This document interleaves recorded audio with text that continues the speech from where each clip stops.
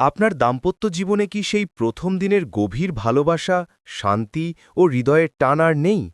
যদি বলি, পবিত্র কোরআনের এমন কিছু রহস্যময় আমল ও বাস্তব প্রক্রিয়া আছে, যা মুহূর্তেই আপনার ঘরকে করে তুলবে বেহেশতের টুকরো, যেখানে স্বামী-স্ত্রীর বন্ধন হবে এক অলৌকিক ইবাদত, যা বহু দম্পতির জীবনে এনেছে অবিশ্বাস্য পরিবর্তন।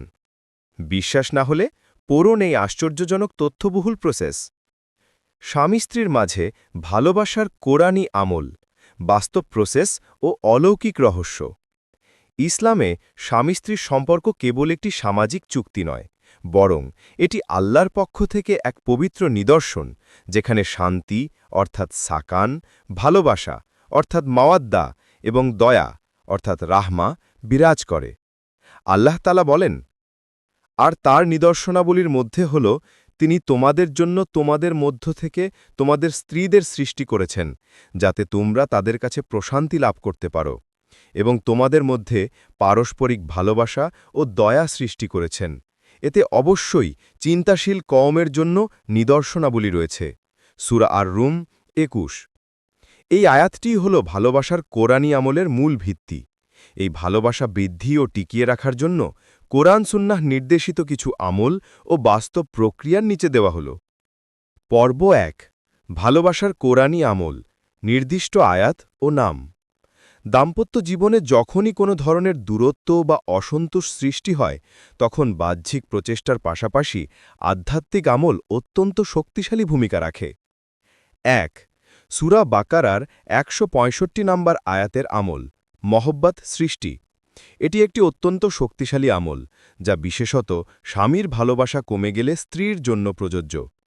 আমল: পবিত্র অবস্থায় নির্জনে বসে এই আয়াতটি পাঠ করতে হবে।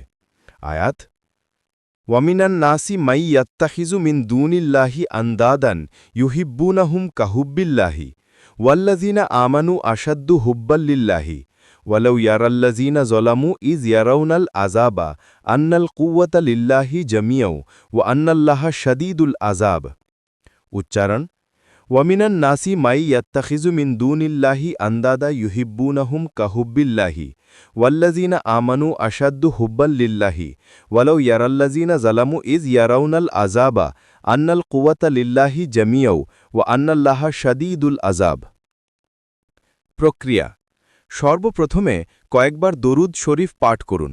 অতপর ৭ বা ১১ বার এই আয়াতটি পাঠ করে কোনো মিষ্টি জাতীয় খাবার, যেমন চিনি, মধু বা মিষ্টি ফল বা পানীয়র ওপর ফুঁ দেন বা দম দিন।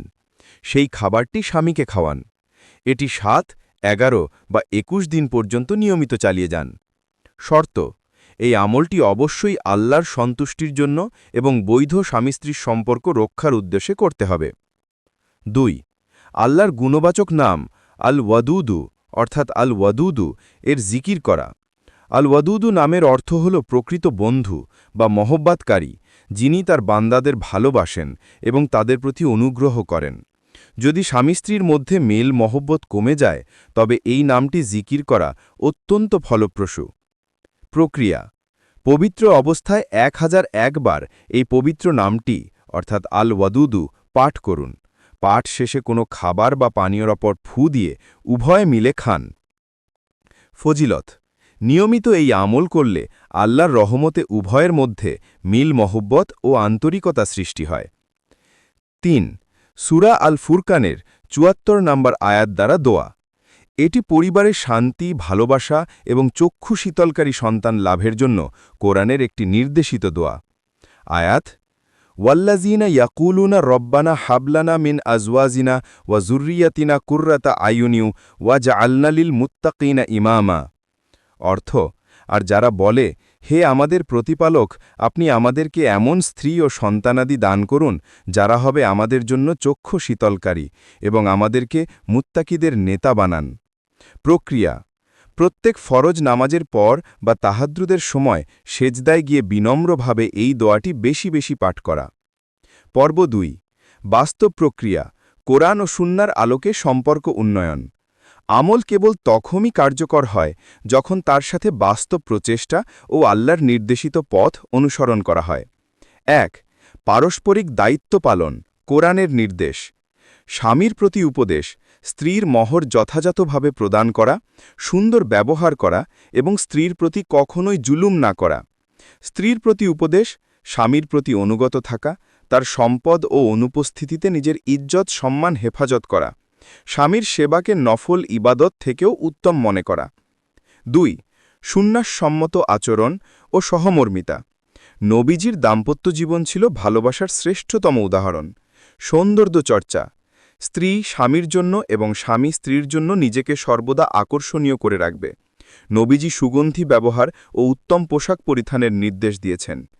ধৈর্য ও ক্ষমা, সামান্য ভুল ত্রুটির জন্য ধৈর্য ধারণ করা এবং ক্ষমা করে দেওয়া। গোপনীয়তা রক্ষা, দাম্পত্য জীবনের কথা কখনোই বাইরের কারো কাছে প্রকাশ না করা।